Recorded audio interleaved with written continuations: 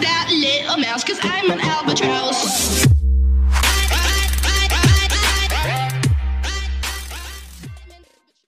Ayyena shama kam jirtu hordoftotaaf kabajamtoota OTS Elsay channel hundumti keessan nagaa keessanii ay nagaa kiyya waaqayyo na galatu humna keessan view bakka jirtanitti nagaaf jaalalli isiniif ta'uun isin jedha warroonni nan beenne guyyaa irraa gara channel kanaa kan dhuftan yoo jiraatan immoo maqaan kiyya Elsay jedhama maqaan YouTube channel kooti immoo OTS Elsay ka jedhuun beekama jechuudha warroonni yeroo jalqabaaf dhuftan yoo jiraatani subscribe gochuudhaan akkasumas illee mallattoo bilbilaa ka fuulduraa jirtu ka cuqaasuudhaan viidiyoon isiniif gadhiisu hundisaa akka nofiin isin qaqqabu godhachuu ni dandeessu okay arra ergi dhufuun koo namni waa tokkoon isinitti agarsiisee deebuudhaaf fedhe jechuudha wanti isinitti agarsiisuudhaaf fedhes immoo namni yoo isin hordofaa jiraate akkamitti beektu ergi beektanii immoo maal gochuu qabdu kan jedhu isiniif mata duree qabadhee dhufe jechuudha kana jechuun koosi namni applicationii gosa garaagaraa namatti fe'ee wanta nuun haasofnu wanta nuun hojjennu wanta kamiiniyyuu jechuudha wanta bilbila keenya irratti hojjennu wanta kamiiniyyuu nu hordofuu wanta nuun hojjennu kamiiniyyuu ilaaluu waan danda'uufi namni akka inni nu hordofne akkaataa itti godhachuu dandeenyu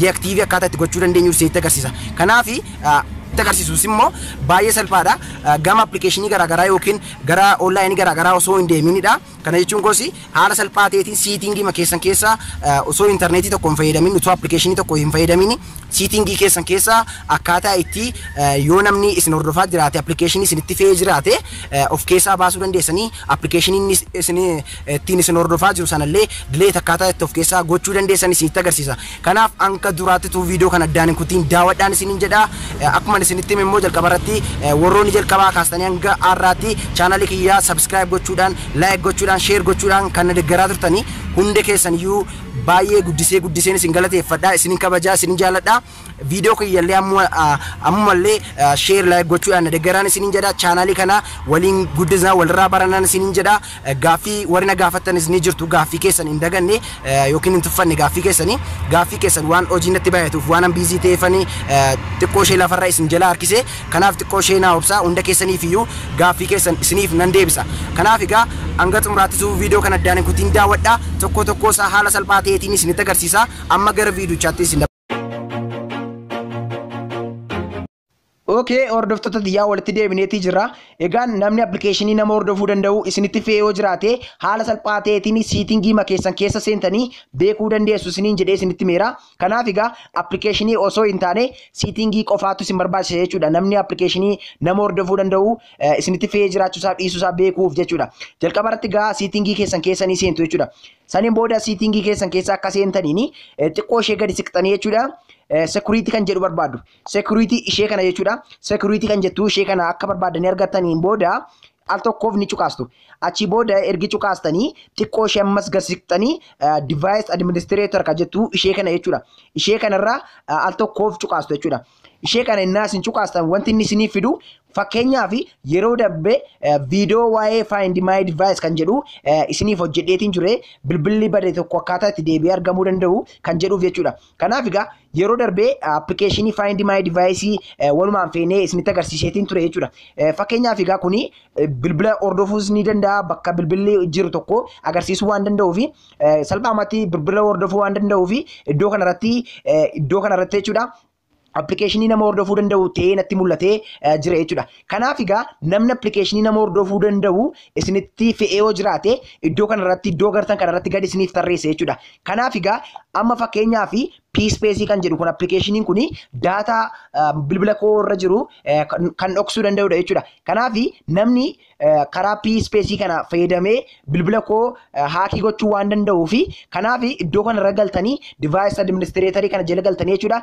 Applicationii nama hordofuu danda'anii kan harka keessaniin install hin goone jechuudha. Kan applicationii isin hin beekne as jalatti yoo argitanii wanti isin gootanii ishee kanarratti jechuudha. Ishee kanarratti raayitii taatee jirti. Kana jechuun activity ta'ee jira hojii eegaleera hojii hojjetaa jira jechuudha. Kanaaf data bilbila keessan irraa qabdanii gara namoota birootti illee dabarsaa sheerii gochaa waan jiruuf deactive gochuu qabdu yookiin offii gochuu qabdu. Kana gochuuf wanti isin gootanii ishee kanarraa mallattoo raayitii kan fakkaatu kana jechuudha. Al tokkoof ni cuqaastu. Innaa cuqaastanii iddoo kanarratti jechuudha. Deactive this device administrator kan jettu ishee kana jechuudha. Ishee kanarraa al tokkoof cuqaastu. Saniin booda amma akkuma argaa jirtanii mallattoo raayitii irraa kaatee jirte jechuudha. Kana jechuun bilbila koo namni hin hordofu jechuudha. Egaan daawwattoota bilbila keessan irratti gosa garaagaraa appilikeeshinii arguu ni dandeessu isini kan koo fakkeenyumaaf waan ta'e isaan appilikeeshinii kana fe'ee isinitti agarsiise jechuudha. Kanaaf wanta garaagaraatu jira appilikeeshinii garaagaraa jira isini find my device kan jedhu kana duwwaa dhiistanii warra kaaniin deactive gochuu ni dandeessu. Yoo ammoo find my device kan jedhu appilikeeshinii kana harka keessaniin hin feene yoo ta'e jechuudha install ofii keessaniin hin goone yoo ta'e isini hunda isaayyuu deactive gootanii of keessaa baasuu ni dandeessu. Kanaaf gaamma wanta gochuu qabnu xumurreerra wanta tokkotu nu hafa jechuudha. Inni nu hafisu appilikeeshinii kana jechuudha P-Space appilikeeshinii kana fakkeenya jedhee isinitti meera isini appilikeeshinii na hordofaa jira jettanii shakkitan sana delete gochuudhaaf jechuudha gara boodaa deebitu. Ergi deactive gootan yookiin akka inni daataa namoota biroof sharing gooneef ofii ergi gootaniin booda gara boodaa deebitanii wanti isin barbaadanii application managerii barbaaddu jechuudha. Application managerii kunoo ishee kana fakkeenyaaf kan kooka kanatti naaf kaa'eeti jira. Isin yeroo baay'ee application manager jedhee kaa'ee waan jiruufi yookiin apps jedhee jira. Kanaaf as keessanii seentu jechuudha gara applicationotaa ergi dhuftaniin booda wanti isin barbaadanii appilikeeshinii sila deactive gootan yookiin ofii ofirraa gootan sana as keessa barbaaddattu jechuudha. Saniin booda ergi barbaadaniin booda amman fakkeenyaaf P-Space appilikeeshinii kan jedhu sana barbaadee dhaqee nan arga jechuudha. Xiqqoo ishee gadi siqtanii iddoo kanarra jechuudha. Fakkeenyaaf P-Space kan jedhu kana sila deactive godhee ture ofirraa cufeetiin ture jechuudha. Kanaaf al tokkoof nan cuqaasa achii booda iddoo kanarratti akkuma argaa jirtan jechuudha. Iddoo kanarratti uninstall kan jettu jirti. Uninstall kana cuqaastu jechuudha. Uninstall kana innaa cuqaastanii okay jettu ishee kanarraa ayyama isin gaafata. Okay ka jettaniini bilbila keessanirraa uninstall godha yookiin isinii balleessa jechuudha.